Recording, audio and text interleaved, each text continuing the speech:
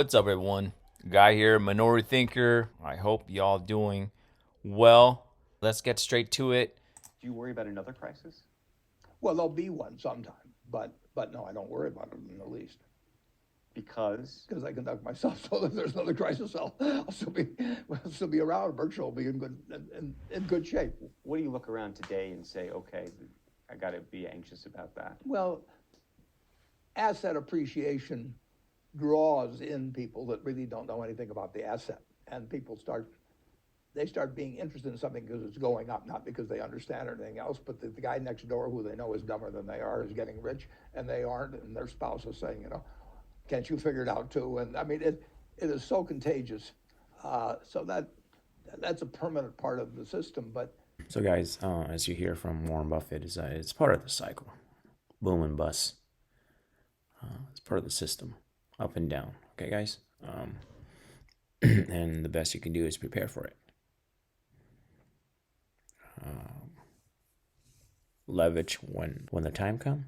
Leverage up when it's cheap, and deleverage it when it's becoming expensive. To Buffett, what is he doing to prepare? We believe in having cash, and there have been a few times in history, and will be more times in history where if you don't have it, you don't get to play the next day. I mean, it's just it's like oxygen. It's there all the time, but if it disappears for a few minutes, it's all over. So our cash was down on March 31st because, as you saw, we spent that large sum there in that brief period during the quarter, $40 billion. So basically, this is the most recent shareholder meeting that came out. I'll have a link in the description below too. You can click on it. You should listen to it as well. People are basically paid to get in and listen to this, and then you got YouTube right here, basically broadcasted for free. And if you're an opportunist, if you're an investor, if you're looking to better yourself as far as learning different things, you should listen to it. And it's the crazy thing is that now with technology, YouTube, it's free. Okay, so there is no reason you shouldn't be learning. Okay, guys. So again, cash is not trash. Cash will be king.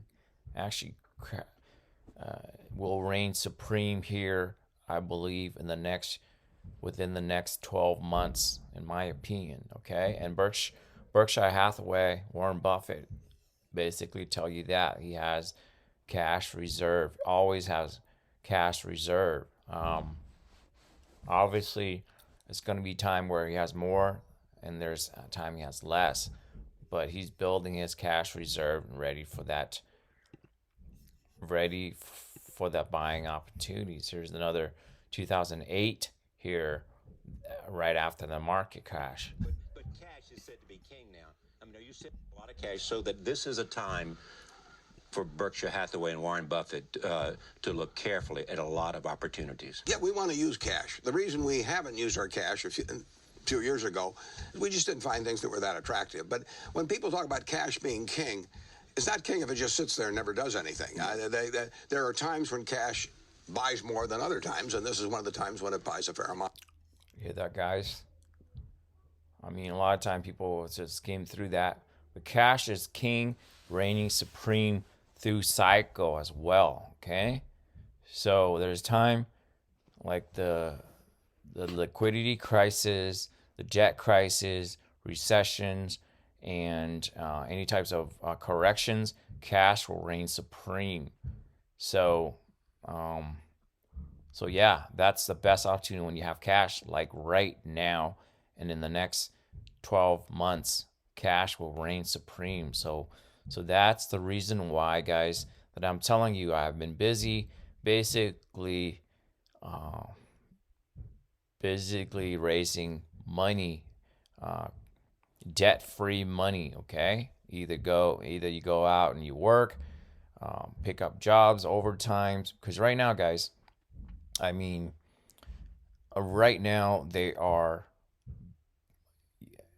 any average Joe can go out and make money right now. I mean, the employment, there's like 2-3, I believe there's 2 or 3 jobs to one worker. I mean, you cannot not find a job right now. There's no excuses not finding, go out there and find a job. You might ask me how the hell you do 80 hours a week. Well, you can if you make time, okay? So I'm doing 80 hours a week right now, and not because I needed the money. I actually don't need the money, but I work because I am sacrificing this, whatever next 6 months to a year, and waiting, prepping, planning, and also selling my, my asset to raise money as well. Not because, I'm forced to sell it. I have renters in there. I have renters in here that are doing me about 2,000 of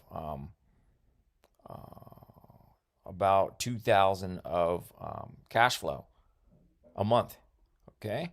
But I'm selling it because I believe that cash will reign supreme, and that if I'm able to cash out on this, and when the market corrected it, I believe I can multiply that money quite a bit more, and I can buy back this exact same property for much, much less. Again, I could be wrong, but that's what I'm betting on. Okay, but that's what I'm saying. Okay, now you don't want to sell this. You don't want to sell your property when you have to sell it, because when you have to sell, you're forced to sell it. You sell it at a discount. You want to sell it when you want to sell it. Okay, so that's all I'm saying. So. Lot more, and so we use it. There's a time to accumulate and a time to spend. Absolutely. Yeah, you want to be greedy when others are fearful, and you want to be fearful when others are greedy. It's that simple. And where are they now? Fearful? They're pretty fearful. Yeah. In fact, I in my adult lifetime, I don't think I've ever seen people as fearful economically as they are right now. Then why is that, you think? Well, it's because they have seen the credit market seize up. They've gotten worried about money market funds, although the latest proposition from government should take care of that. They've seen 8% of the bank deposits in the United States get moved very skillfully, I might say, within the last couple of weeks. So this is October 1st, 2008. So that's after, because September is when the Lehman Brothers, the Bear Stearns and all that's Bear Stearns before that, but Lehman Brothers is basically marked the beginning of the bank crisis is in September. So this is a month after the crash. So it's not before the crash. That's when it's on sales, but it's months after the crash, and that's when you have fearful. Okay. When folks become fearful, that's when, and you might want to ask, you might want to say, let's say the market crash, and you say, when's is going to bottom? Here's a quick clip that I found, 2008 crashes right here. It's Warren Buffett tell you this. Back in retrospect, is there anything you wish that you had done that you didn't do? Any investments that you wish you could have made, given? Well, I could look back on any week and come up with that. I mean, the situation, we'd have been better off, considerably better off at Berkshire if we waited 4 or 5 months to buy anything. I mean, So he just said that, guys. Had he waited 4 or 5 months after, October, September, October. So let's say he waited till the end of 2018, things even more massively on sale. Okay, so he bought it a little too early, and he basically regretted it. Regretted in a sense that he didn't maximize his gain. So isn't that a good thing to have?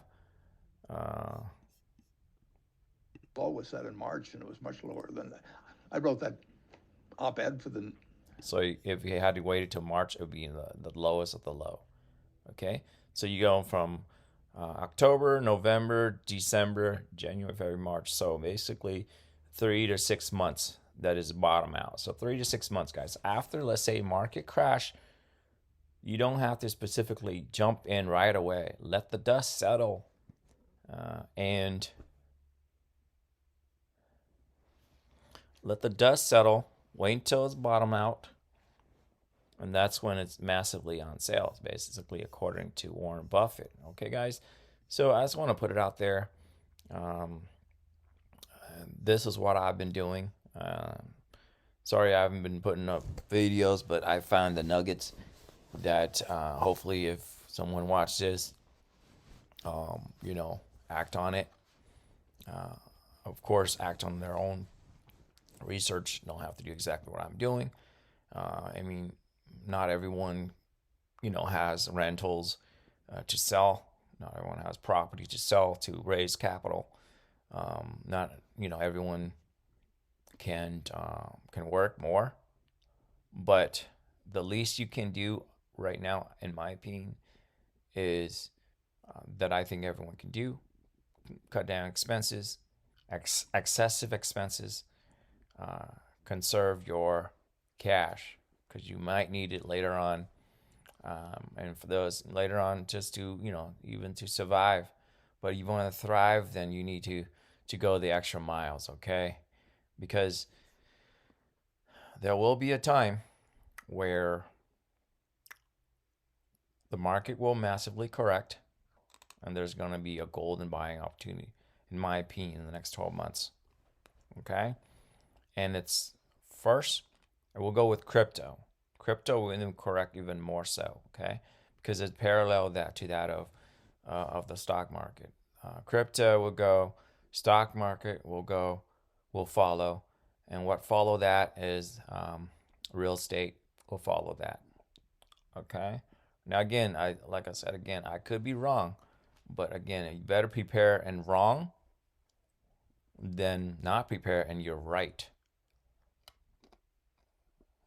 because that would be hard. Well, that's all I have to say. So, all right, guys, that's it.